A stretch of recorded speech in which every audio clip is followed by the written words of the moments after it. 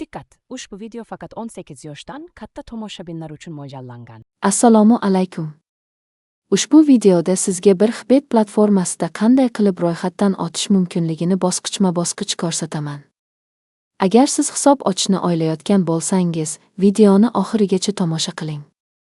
Avvalo, bir xbet rasmiy saytiga yoki ilovasiga kiring. Asosiy sahifada ro'yxatdan o'tish tugmasini bosing. Shundan so'ng sizga bir nechta ro'yxatdan o'tish usullari taklif qilinadi.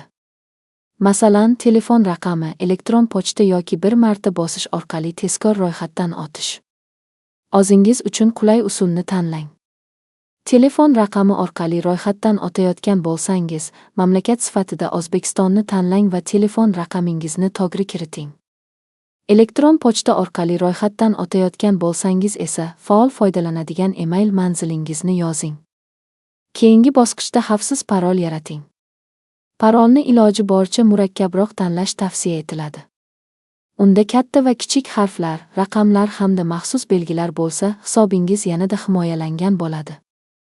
Ro'yxatdan o'tish formasida promo kod degan maydonni ko'rasiz. Shu joyga bir xbet promo kodini kiriting. Shundan so'ng ro'yxatdan o'tish jarayonini davom ettiring.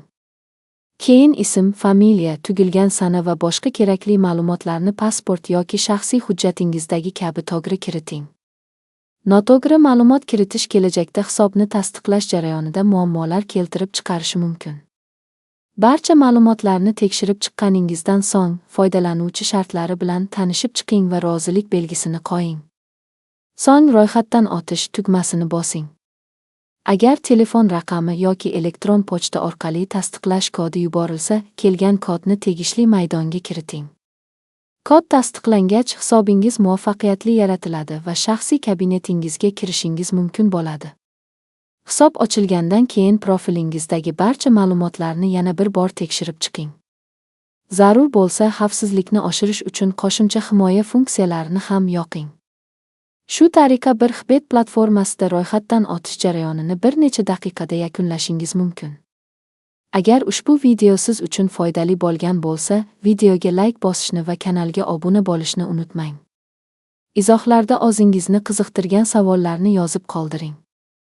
Keyingi videolarda yana foydali qo'llanmalar bilan uchrashguncha, xayr!